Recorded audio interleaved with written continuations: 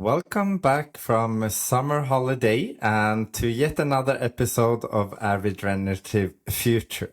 My name is Chris Hovde, and in every episode I invite inspiring guests who all have in common that they inspire us all to move beyond reducing the minuses and on to create as many pluses in the world as possible. And that is what A Regenerative Future is all about. Today, I'm really happy to have our weekly guest, Kathleen Mathisen, with us. She is the Chief Officer in Grieg Seafood, so maybe going to revolutionize also how we look at the sea in the future. Let's hear if we can talk a bit more about that today. But in addition to that, she's also an inspiring leader and, of course, the most important role of all, a mother of two. Welcome to this week's videocast, Kathleen. Really look forward to this. So I'm really excited to join a conversation with you today. And summer has been fantastic, so I'm ready. That's great to hear. And the same, I just had, I think, the longest vacation I've ever had in my whole career, like 5 weeks. And I Wow. think the last week I finally got to sleep into 10 and like just really fully relaxing. So that has been great. But to start off a bit soft, what have you done this summer to regenerate yourself and do some good practices so you're ready for the fall ahead? Oh, that's a good question, to be honest. Well, summer, as you said, it has been amazing, relaxing. And I did actually, before my summer holiday started, I just decided to do more for myself because sometimes you just kind of run in your day-to-day work. You're always super busy. So I decided to just kind of stay with my family, enjoy every single minute. And I went actually to Mauritius. That's where I was born. So I I would visited love to go my. there. It looks so You great. should, Yeah. you Yeah. should. Not I'll because call you I'm soon. I'm from there. Yeah. Yeah, it's always kind of a dilemma because I always talk greatly about Mauritius, but it's also because I'm born there. But it was so kind of to the earth nice to meet my relative, my cousin, my uncle, and my aunt. And there's so much to learn because in Norway we can be very materialistic. We always need to have the latest of the latest. But in Mauritius, what matters is actually that you have food on the table and that you are health, that you are at Mm. good health. So it always remind my daughters, each time we're there, it's also like education. Like, people can be happy without owning a lot of stuff. And it's almost like a journey. And I wish, honestly, I could go there. Yeah, once a month, but it's not Mm. possible. But next time I will actually stay like 4 weeks. You had 5 weeks holidays. I'm still working towards that, but I think it's important because you need to get some more energy when you're back starting fall. It's always like, new blank pages after a Mm. holiday. So for me, it's really important to try to find, myself again and Absolutely. to reload and make sure that I'm prepared for what's coming up during autumn. Yeah. But tell us a bit more about, I was curious, you were born in Mauritius, Correct. and you talked a bit about some great values in kind of connection, having the basics in place, Mm. and family and so on. What's the other things you take with you from being born there and then moving to Norway, which is quite different value-wise, I would probably imagine. Yeah, no, you're right. I actually grew up with my grandfather because at that time, my grandfather was so kind of, it was so important for him that all his children had the opportunity to get a proper education and also the girls. So he had 7 children and 2 of them were girls. So he said to my mom, just go ahead and get your education. We will look after the child. So I grew up with my grandfather until I was 6 years old. Then I moved to Norway. So that's when the differences appeared because I came to Norway in Lærdal, which is in the Sognefjord, Yeah. which is a very in the middle of January, and you know that it's cold in January. Everybody's indoors. We don't have doorbells in Mauritius. All the doors are Mm. open. So you just pass by and then you come into your neighbors, you sit down. In Norway, you had to ring the doorbell. And that was so super scary. Yeah, or even Just to make hear an that sound. appointment I weeks ahead know. before you come. Yeah. Yeah. And it's kind of, I think maybe the reason why, uh, you know, diversity and inclusion is so important for me is that it's a very inclusive culture. Mm. If you have guests and they come around dinner time, you share what you have on the table. Even if it's a little food, you just share everything. In Norway, when I went to a friend's house and they were going to eat, I was sent home. So my mother and father was so angry, and Yeah, we they don't have thought it enough was, for you. Yeah. yeah, it's just like so unpolite. But Yeah, everybody yeah. that came to our house was offered food or dinner. So that's when I started to think that, there's something very different in this country compared to where I Mm. come from. But I think as I mentioned earlier, just the focus is totally different. You don't own a lot of things, so you just use your time on people, family. You don't have all the technology, so everything is done maybe manually, but you also have more time with people that are elderly, like the different generation. It's very normal that you live with your father and mother or your yeah grandparents.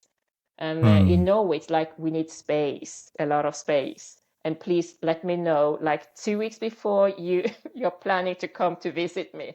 Just like, on the edge, but Yeah, it's still yeah. kind of a lot of appointment, a lot of things that needs to be agreed before you just pop in. Yeah. How do you think we could bring some of these values and kind of what would be your advice to Norwegians to be practical tips to be a bit more open, welcoming, not send the kids home when it's time for dinner, more inclusive and also kind of giving? I think it's quite interesting when you say people in Mauritius that has a little always had enough. People in Norway that has a lot don't even have enough food for an extra person to dinner. Yeah. It's quite of a mindset there, actually.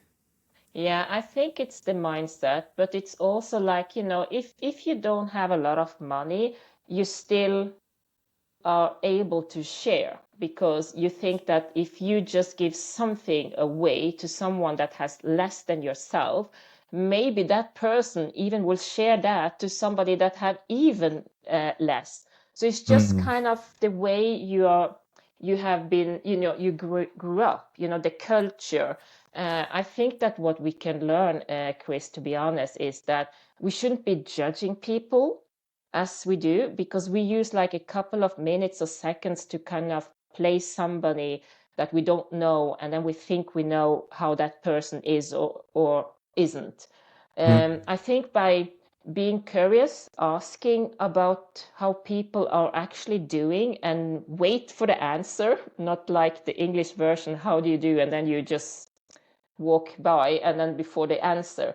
But just kind of be genuine.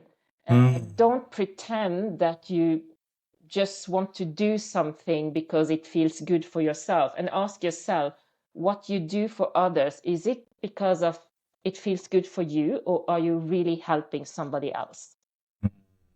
Absolutely. And I And to was actually, no, sorry, Chris, just go ahead.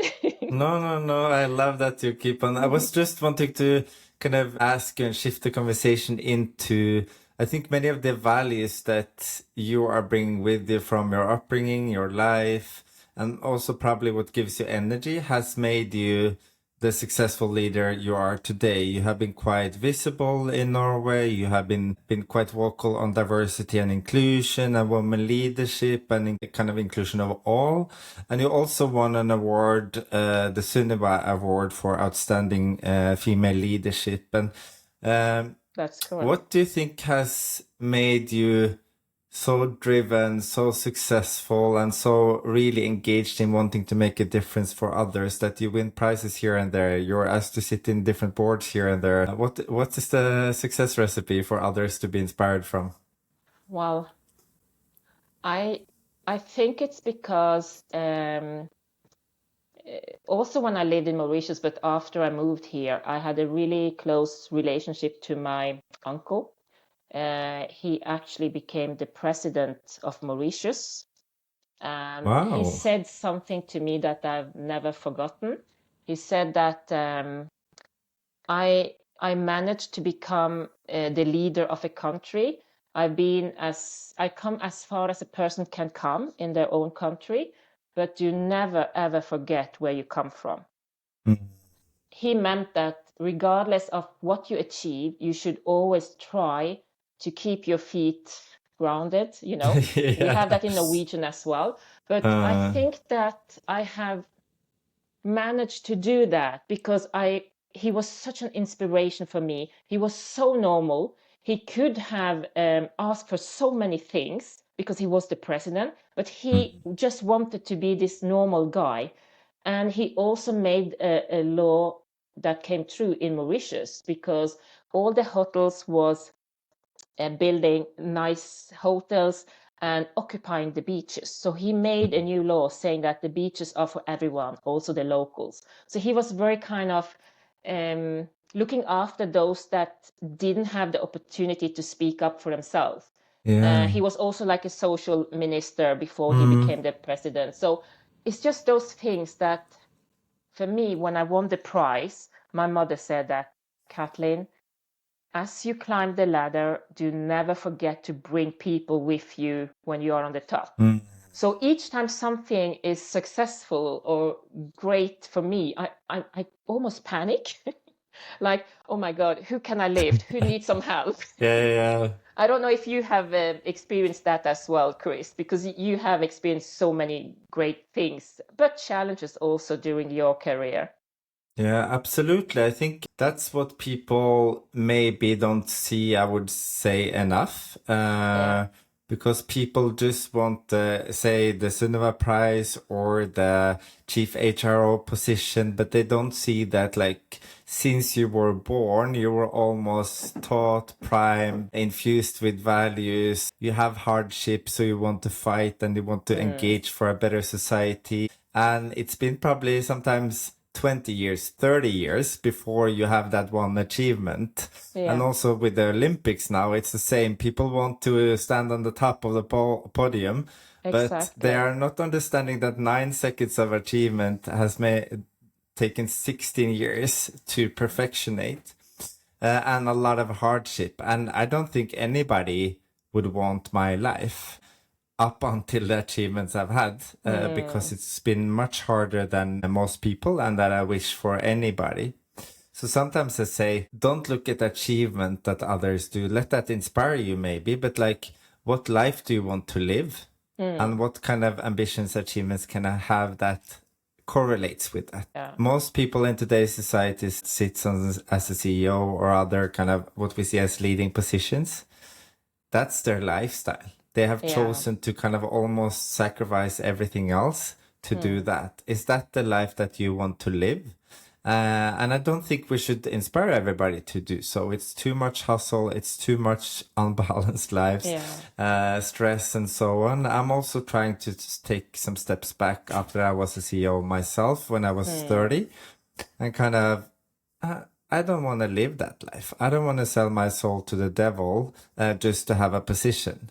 I yeah. actually want to have close relationships, friends, have a lot of spare time, have balance in life. Mm, And of course, I'm lucky today to be able to have an influential position in a big company, but where we have the culture with work-life balance, huge mm, flexibility, and well-being of our people. And then I can do a bit of both. But you need to find your place and the life that you want to live. yeah. You're Yeah. so right. Yeah. Mm. It's so important to find yourself. But I actually, yeah, I do agree, Chris, that we could be inspired by people, but you should never kind of underestimate what they have actually done to achieve that position. It's a lot of hard work. And with Atlas, you only see the gold minutes, cheering, and how many times they have failed, how many times they have raised up again, continue their work. And I also think that they're just like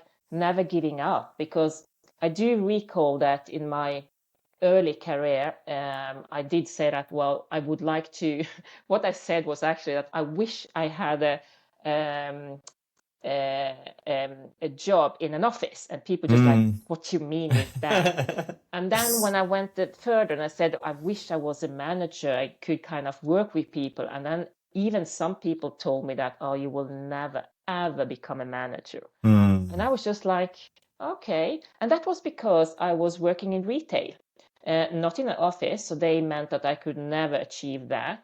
I started the same actually, and was also told that the transfer weird. would be difficult. Yeah.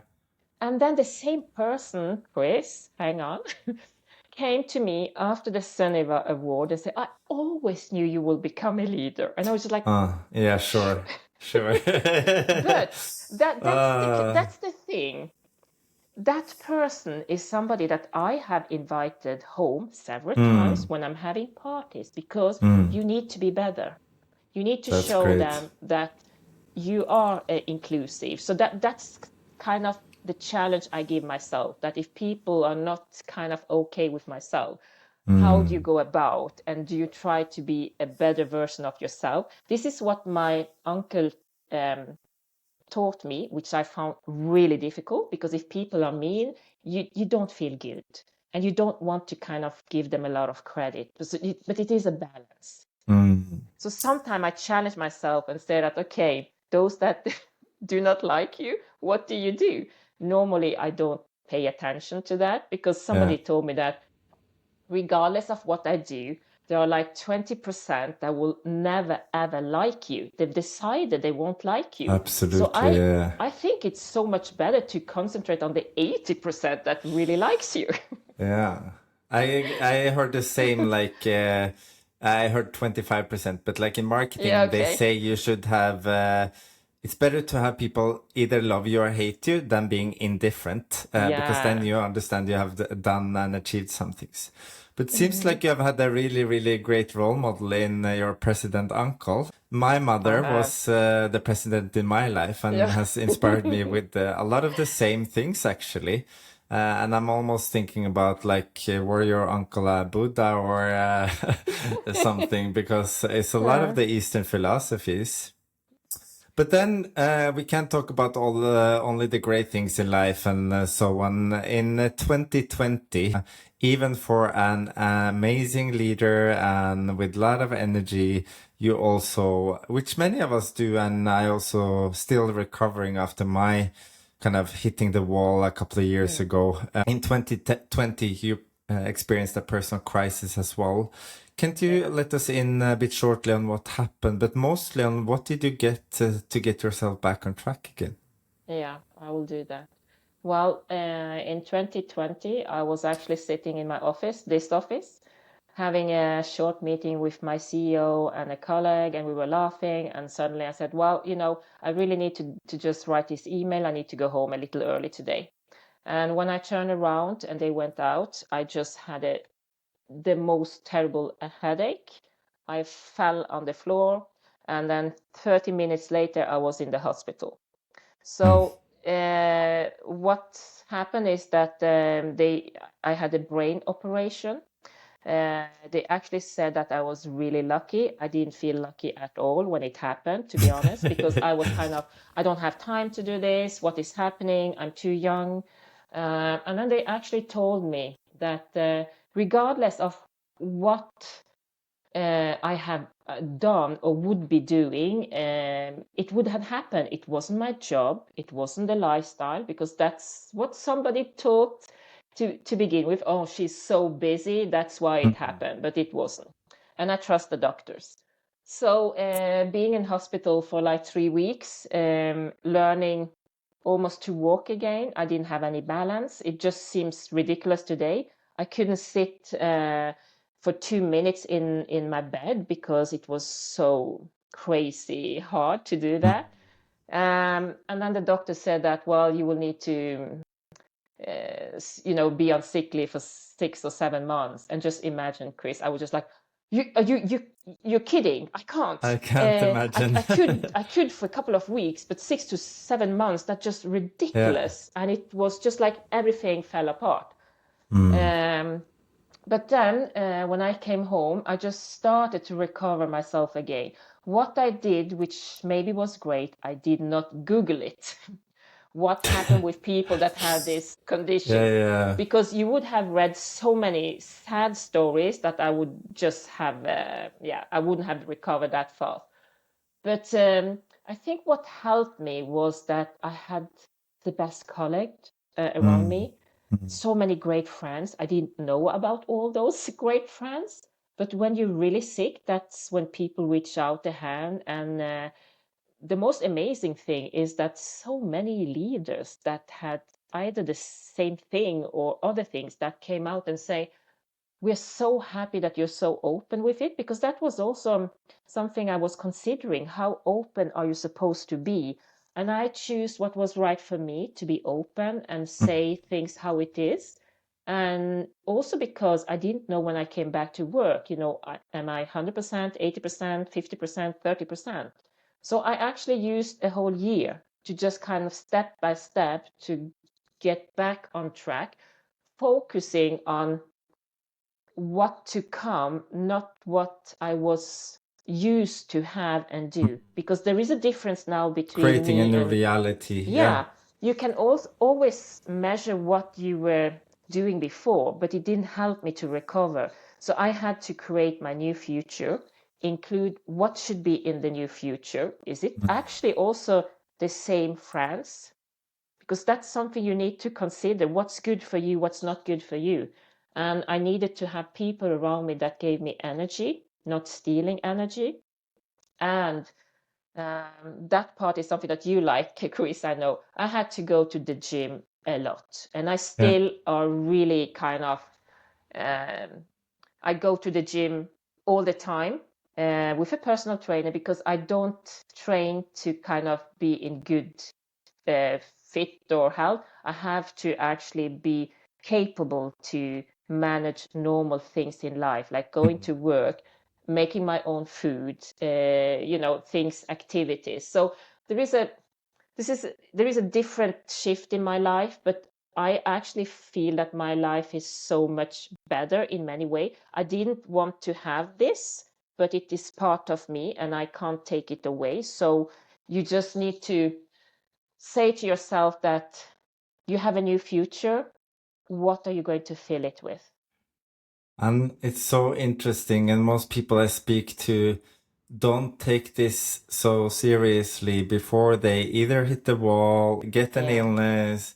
And then we get back to what you said you were taking from Mauritius, like the basics we always take care of first, our loved ones, food, mm, health. But like we have come so far in the Maslow hierarchy that we just ditched the basics of health and well-being and only care about the superficial higher levels. And that yeah, will make the pyramid fall and break eventually. mm, So I think it's such an important reminder. And I'm like still thinking like, how can we make people take it seriously before it they end up happens. needing to take it Yeah. seriously? But I have to be honest, Chris, and say that in my role, I've seen so many things, which is really tragic and it's sad. So I kind of made some changes many years ago, but I had to strengthen everything even more after I had the operation. Mm. And it's also about getting another chance to live the life you should have been living for 20 years ago Yeah. but didn't do. And as you said, um, I, I, I think that some people will never listen before it happens to them. But you know, I know you kind of from many years ago, and I think you also are the person like myself that there are certain things that other experience that you try to learn from. And my mother has always said that, oh, you have to live every day, not in 5 years or next year, to just kind of enjoy the day-to-day things you can do with friends and don't take things for granted. I never do that anymore. So if I want to do something fun today and it's Tuesday, well, I do it today because I don't know what tomorrow brings. So at least I had a fun Tuesday. I usually say to myself, if I want to live a dream life, Yeah. it's just the sum of the dream days. So what do I do today to make my day a bit more dreamy? In my eyes, of course. And then if you add them up, it becomes a dream life. So that's my kind of same side of the coin, basically. I was just thinking if we could also talk about you're working in a really exciting role in an exciting company. And we talk a lot about ocean being the solution for the future. What is the most exciting things, both maybe you do in your role, but also as a company you do to be part of the solution for the future? Well, in Grieg Seafood, as you know, we are farming salmon and we are farming in Norway and in Canada. And farming is, there has been a lot of writings about if it's sustainable or not. So one of the biggest challenges, to be honest, is of course sustainability, because we need to farm in a way which is sustainable for the environment. And we have a long way to go, but there has been a lot of great initiative that has actually come, that has been done during the years. I've been here for 8 years now. I had to kind of look into how many years have I actually been working in this industry. And I actually went to this industry because I was told that it's so conservative and they would just hide away. They don't want to comment on anything. And I was thinking, well, then there's opportunity. Let's go. But I find it actually exciting to work with biology, from big vessel to biology, because it's such a, I don't know, it's like the purpose of what you're doing, like trying to farm sustainable food for a population that is growing. And then it's just like, it gives me energy to do that. And I need to wake up in the morning and feel that there is a reason why I go to work. There is a reason why we are producing what we're doing. And every day is like, okay, what did we learn today and what can we do tomorrow which is better? So it's kind of continuous improvement. And I do like the challenges that, to be honest, that not everything is straightforward. Because if it was straightforward, I don't think I would be in this industry. Then I will find something that is just challenging. I just want to impact something to the better. And I like when it's difficult in times, but I also like to succeed, but you have to think long term in this role. And I like my role because I'm working with so many different things, not only HR from A to Z. It's so many other things, and sometimes even things that nobody has thought about, done before, because it's kind of new. And I like to be challenged, because for me, it's like, oh, we don't have problems, we don't have challenges, we only have opportunities. So I do think that the shift was was by time, and great for myself. Yeah, great. And it seems like you're seeking challenges. And then you have maybe one of the biggest challenges you can have in life, and that is to have children.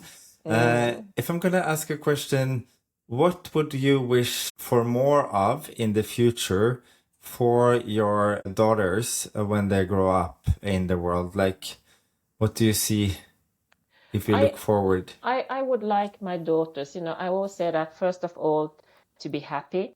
And in being happy, that means that you are in a health condition that you are happy with. You have a partner which you are happy with. You're doing something, either it's the education or studying something, or have a job which you feel is valuable for yourself. So I always use the word being happy, rather than defining that I want them to be at good health, I want them to have a great job. It doesn't matter what type of job and who the partners is, as long as it's somebody that is kind, and that can actually maybe challenge ourselves as family, because My daughter's boyfriends, they are totally different. I embrace them because they come with different mindset, different values. And I just love hearing their thoughts about different things. We have so many great discussions. But Yeah. I do wish, in a bigger picture, that the world is not as we are experiencing it today. It's kind of a lot of things happening around the world, which is not healthy. It's not good for humankind in any ways. I hope that it won't be a major part of their future life. Mm. I think that's and I think that sums up the conversation a lot. You both took with you a lot of kindness from Mauritius. I feel that you live and exuberate kindness, and you also wish for more kindness in the world. I wish I would know you when I learned that. I thought like looking for a partner, the only thing that was important was being sexy. So I should have Yeah. gotten your advice back then. Luckily now I have a partner that's both sexy and kind, Yeah. but kind first and then sexy after, Mm. I think. Thank you so much for joining us in the conversation today, Kathleen. If you're gonna have just one final word, what would be the advice to the listeners out there to live a bit more regenerative lives and contribute to a better world for all of us? I think I will use the keyword just be kind. Mm. What is happening with being kind in today's world? I just kind of miss people just being honest and kind. And then the last thing I would say, Chris, is that if you think about people that meets you, having meeting with you, just kind of think about what you want them to feel after meeting you. What's the feeling you want them to be left with? That you're a kind person, nice person, or just kind of an asshole, to be honest. So that's something Don't we should think about. What's your definitely. signature? Yeah. Yeah. So don't be an asshole. And then I would like to No, also definitely not. remind of what your uncle said. Always remember where you come from. I think Mm, that's a really good ending as well. yeah. So then, thank you, Kathleen. Thank you for inviting me, Chris. It was such an amazing session. Yeah, it was really nice to talk to you and Yeah. catch up a bit. And then thank you to all the listeners out there to the videocast A Regenerative Future. If you have any questions, inputs, or any ideas for coming guests, feel free to contact me directly, and let's continue to have the conversations with the inspiring guests who all contribute to create as many pluses as possible so we can live better and more fulfilling lives. So until next time, I wish you a wonderful, maybe dreamy week ahead. See you.